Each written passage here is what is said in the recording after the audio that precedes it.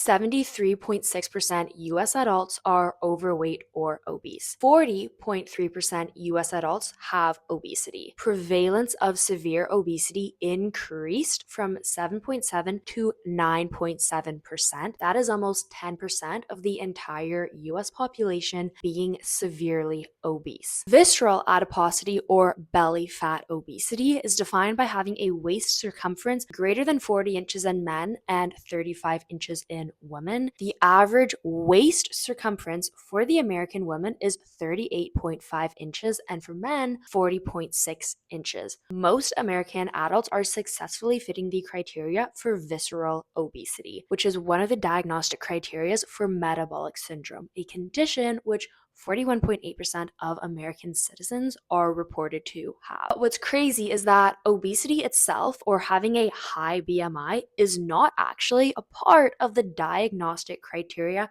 for metabolic syndrome because other measurements matter more. And having a high body fat percentage does much more damage to your metabolic function than simply being heavy for your height. So in today's video, you are going to learn what BMI is good for and where it completely falls apart, and why insulin sensitivity, hormone balance, and body fat percentage are much more important to understanding your metabolic health than a simple BMI measurement. BMI is your body mass index, and it is calculated using only two variables: how tall you are and how much you weigh. Then based on your weight for height measurement, you can be categorized as underweight, normal weight, overweight, or obese. But how much you weigh is dependent on things like muscle mass, bone mass, fat mass, and even hydration status. So a very tiny person with a higher amount of body fat could be classified as normal weight, even though they're metabolically unhealthy and their body's simply carrying too much body fat. There is no explicit healthy weight category, and that is because the BMI scale is only a proxy to metabolic health. It is not a direct measure of your metabolic health. The BMI scale is accurate at extremes like obesity and underweight, but there is some serious gray area in the normal weight and overweight categories, and that is what we are going to break down today. So make sure you watch this video all the way through the end so you do not miss out on anything important regarding your metabolic health. So the BMI scale is accurate at these extremes. Your body can only become so small before it starts losing bone mass, muscle mass, or eating away at its heart and organ tissues for essential amino acids and energy. At very high BMIs, like obese and severe obesity, body composition becomes less variable, and extremely high weight almost always reflects excess fat mass. It would be incredibly challenging to have enough lean muscle but an obese BMI and still be metabolically healthy. So unless you are on an insane steroid stack or you're literally Mr. Olympia, that is probably never going to happen. There are very few exceptions to metabolically healthy at severely obese BMIs. But in the middle range between normal weight and overweight, body composition can vary greatly, and that is why skinny fat is a problem, but overweight and healthy is actually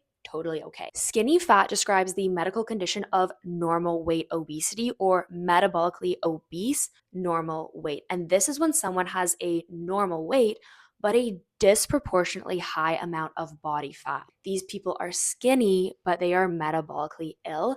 Their metabolic health mimics that of someone with obesity because their body fat percentage is just so high. With normal weight obesity, there is more insulin resistance, poorly controlled blood sugar, higher inflammation, probably more visceral fat, and really bad cardiometabolic health. This is the person who is teeny tiny, but huffing and puffing in your Pilates class. And these people with skinny fat will age quicker and have decreased health span even though they look in shape. Skinny fat is exactly why body fat percentage is much more important to understanding metabolic health than your BMI score alone. As your body carries more and more excess fat, as body fat percentage increases and the amount of fat in one teeny tiny fat cell increases, fat cells become sicker and stressed. They begin releasing these inflammatory signaling molecules like interleukin 6 and TNF alpha. This can mess around with your hormone balance, like the balance between adiponectin and insulin sensitizing hormone and leptin, and appetite and hunger suppressing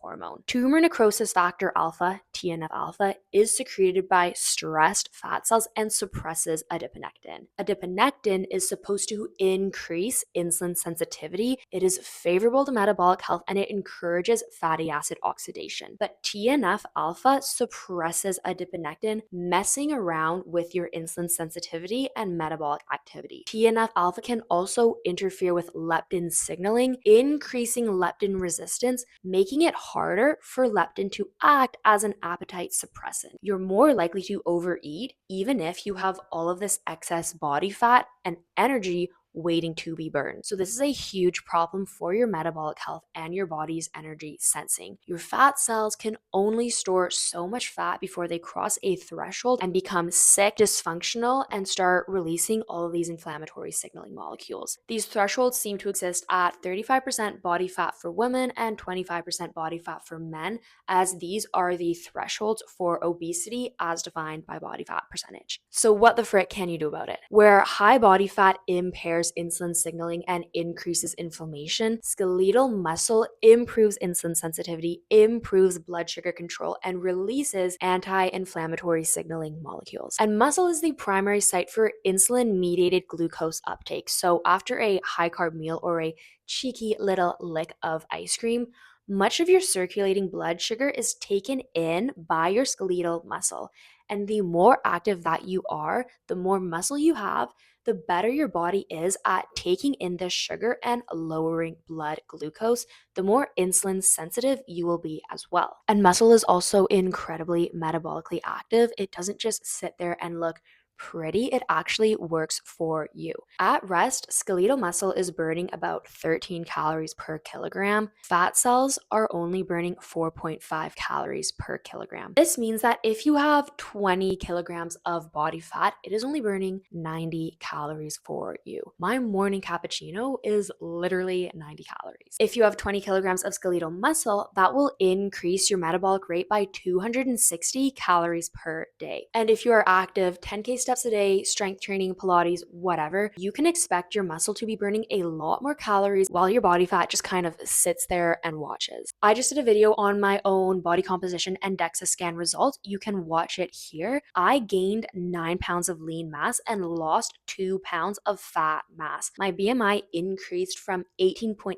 to 19.52. And because I gained lean mass and lost body fat, I actually sped up my metabolism by 89 calories per day. More lean mass, faster metabolism, better insulin sensitivity. And your insulin sensitivity is more dependent on your muscle mass and body fat percentage than it is on your BMI. You can be thin, but still be insulin resistant and diabetic. Insulin is your use it and store it hormone. Insulin moves things into cells. So if your blood sugar is rising, your body will secrete more insulin to put that sugar into cells so they can use it for energy or store it for later on. And if there is all of the sugar in your blood, your body is going to want to use and store that sugar. So what else do you think insulin does? Insulin suppresses fat burning and stops your fat cells from making fat available for burning. And this all makes perfect evolutionary sense.